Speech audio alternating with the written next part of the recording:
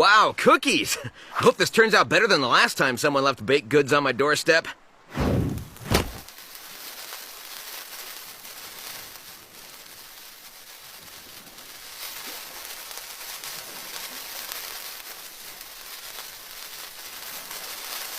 The chili dog. Everyone loves chili dogs. I don't think he can eat solid food. Well, then put it in the blender. Well, if you say so. The chili dog, not the baby! Oh, okay, that makes more sense. I'll fight it in court, but I don't think they're gonna accept gotta go fast as a medical condition. Hey, this wall tastes like dirt.